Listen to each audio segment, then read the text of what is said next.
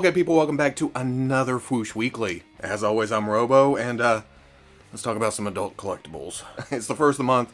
I had to do my toy budget for last month, and there's just too much stuff coming out. I can't keep up. We can't keep up.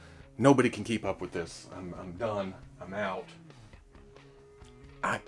I'm just kidding. Don't get me wrong. Oh, yeah, the budget was way high up. That's not going to stop me from looking at new stuff today, where it's like, oh, I need to put this pre-order in, and I'm going to get this stuff later, and then in that month, I'm going to look at it and go, oh, shouldn't have spent this much. I don't have a problem. Take, for instance, Jazwares' Fortnite Legendary Series. I know nothing about Fortnite, and yes, before you go to comment down below about how it has no backstory and all this, I've never played it.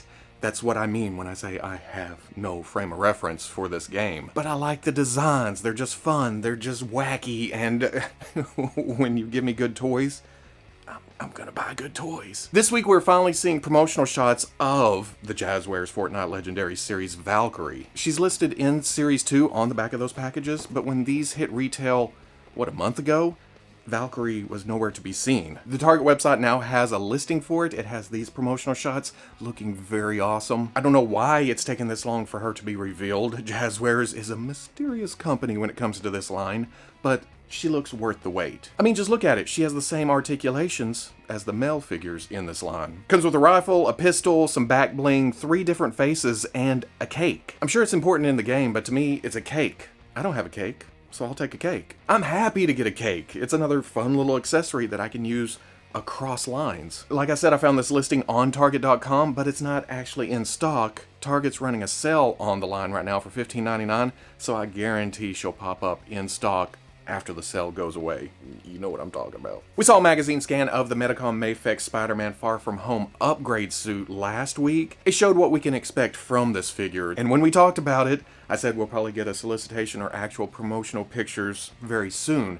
Instead, we get more magazine scans, which is essentially the promotional shots that we'll see later, but in this format, they're all stuck together, Photoshop and this thing. Also, like I said last week, this looks more accurate to the actual movie in proportions and colors, like the white outline around the chest spider, even though I love the figure arts version. Please, don't think that I hate it or anything. It's an awesome action figure, but man, why's Mafex gotta come in and swoop in afterwards and say, hey, we did better? The other pics we're seeing here just shows some of the other options, the other hands actually on the figure, like the peace sign for selfies. So I'm gonna say it again.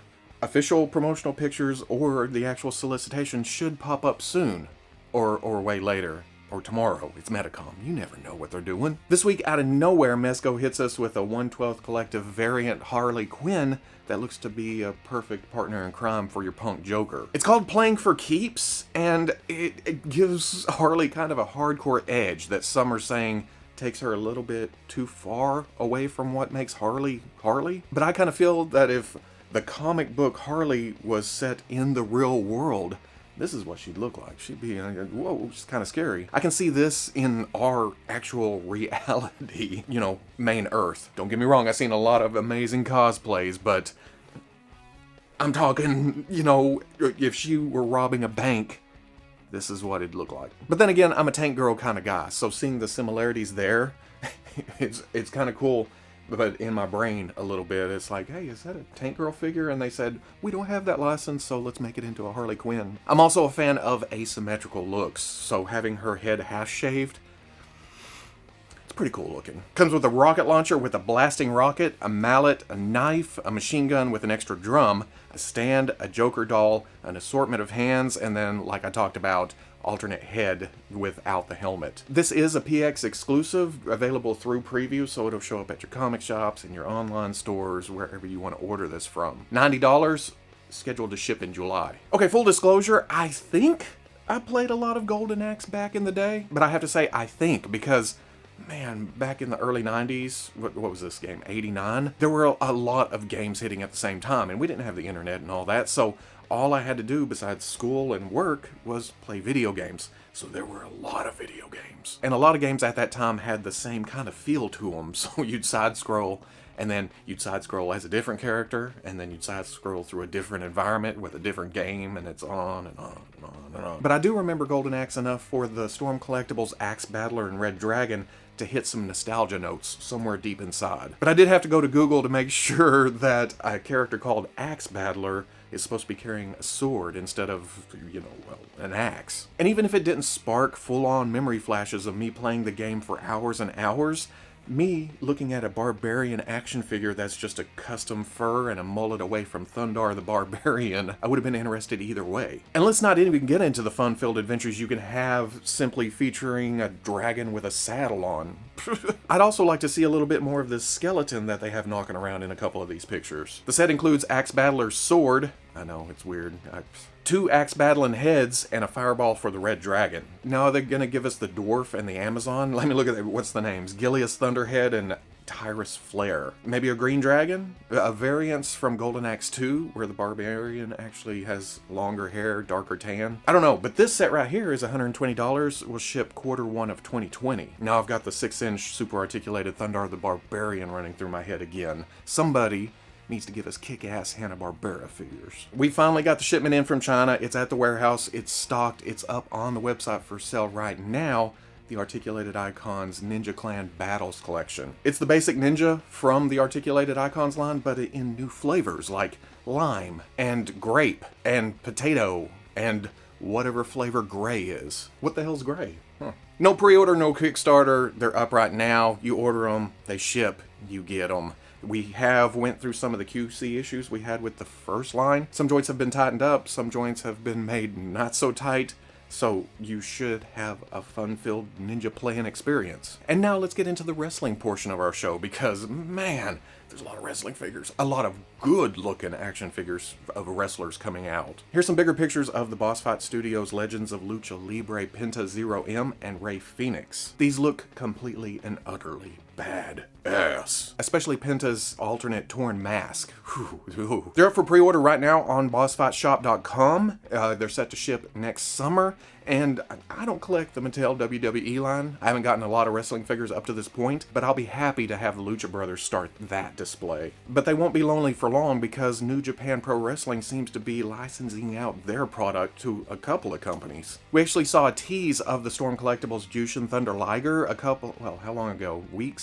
A month or so? And it looked amazing. Now the actual solicitation's out, the actual promotional images, and it kind of proves that it is amazing. The Storm aesthetic works fantastically well with the bodysuit look here. All the details are beautiful, and the cape is downright magical with the sparkles and everything and how it integrates with the collar into the body. Some sites are saying 1/12 scale, some are saying 7-inch, but it being Storm Collectibles, it's going to be a little bit larger no matter what they promote it as. But the price is $55, so maybe it's a larger scale, but it's less plastic because of Jushin Thunder Liger's actual size. It's just less plastic overall. Release date is set for Q4 of 2019, which is right now, I guess. It should be shipping very, very soon. Ooh, but that's not all from NJPW because, am I turning too slow? It seems Super 7 is getting into the New Japan Pro Wrestling game too. We knew their Ultimate lines like Teenage Mutant Ninja Turtles and Thundercats was going to be on a rotating schedule, months apart, with other lines filling in. It looks like lines like Conan and New Japan Pro Wrestling is going to fill in the gaps there. Because this is called the New Japan Pro Wrestling Ultimates line. The wave consists of Okada, Tanahashi, Ospreay, and Ishii. Each comes with alternate heads and then unique accessories like different championship belts, a guitar, a sword, cash, and folding chair! For all of you that are going to comment, oh, folding chair is nothing special. I'm liking the bodies for the most part. There may be some shared parts between Okada and Ospreay, but Ishii definitely has his own body. The big thing that sticks out at me, though, are the size of the elbows. They're single joints, but to give them more range, they've been made a little bit bigger, a little bit bulky, a little bit ugly. I understand why companies go with hinge and swivel, because it's less parts, therefore manufacturing is a little bit cheaper, but I don't know. There's just something about a double elbow that is... It also appears that there's single knees, but 3 out of the 4 characters have knee pads covering that up, so not an issue. Also, does Okada have cloth trunks? At the time that I'm recording this, the pre-orders haven't actually went up, so maybe they'll post more pictures later today, but I can't see hip joints here compared to the other three where you can see the hip cuts. Like I just mentioned, pre-orders go up today. It'll run through the month of November, and it being the Ultimates line, I can only guess that they're $45 a piece. But again, that will be confirmed probably as soon as this goes live. Once again, just to reiterate, because I see a lot of comments online of how am I gonna get the European exclusives? They are technically European exclusives, but the Hasbro Star Wars Black Series Marvel Comics Luke Skywalker and the Marvel Legends Retro Grey Hulk and Deadpool will be available through fan channels next Monday. And they won't be pre-orders. You'll order them, they'll ship, because like these pictures from Dorkside Toys prove, the stock is already there. And we've heard people say that they're already in the back at Best Buy or GameStop. I've seen Grey Hulk in the back of a GameStop. So don't worry, there will be more than enough to go around, and then we can start worrying about the next thing that we may not be able to get, but the thing, I already put it on pre-order, and is it going to come now? And I already got these are old, but give me the new stuff. But that's not it from Hasbro, because just this morning at Luca Comics and Games, there was a Hasbro panel, and there was new Marvel Legends and new Star Wars Black Series stuff revealed. For Marvel Legends, we're getting an updated Crossbones, which is fine, because I do not like the old body that we got with the comic Crossbones.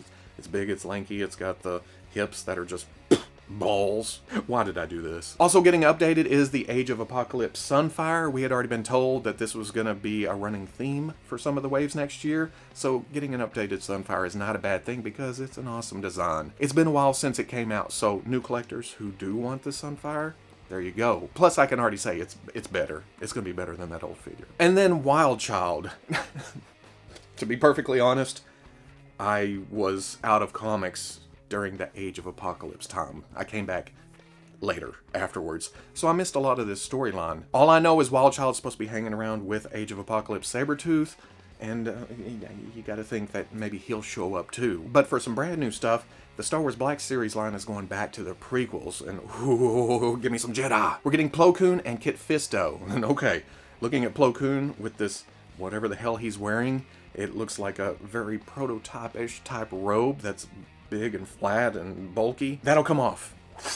Out. Also in the first reveal from the panel pictures of Kit Fisto, he's looking a little brownish. The picture of the actual figures at the table, he's a little bit more green. As of me recording this, there hasn't been any promotional shots, no pretty big pictures where I could just drool over a new Jedi, but that'll probably, again, show up as soon as this goes live. Okay, I was already in the room editing. I was nearly done. I was about to post it, and then I happened to look at my buddy Daredevil 19's Instagram, and it seems Good Smile Company is continuing their Figma My Hero Academia line with more characters. I thought McFarlane Toys would be the one to just hit us with more and more characters, and the import lines would stick to the mains, but man, I'll totally take a Figma Todoroki and Uraraka and Kirishima. Keep on going. I'll take all of them. I'll buy everything. It's crazy how fast I've gotten into My Hero Academia. I started watching it and then need them all. And that's it for today. It feels kind of rushed. It doesn't feel like a lot, but it is a lot. Because there is another Hasbro panel in Barcelona tomorrow. It's insane. More Marvel Legends, more Star Wars Black Series. I will actually be heading up north today to go hang out with VB for the weekend. We're going to shoot some Fwoosh casts. So maybe the Fwooshy Sabbath would be us just talking about the reveals from this weekend. And then next week, I will be at Minneapolis Comic-Con, so no weekly. If anything happens next week, we'll catch it in 2 weeks at the next weekly. As always, all the pictures from today will be on the Fwoosh front page tomorrow at noon. That way, if you want to get a better look or you want to link to pre-orders, etc., etc., etc. But I'm going to go edit this and then I'm going to jump in my truck and go driving. If you enjoyed this weekly, comment, like, subscribe.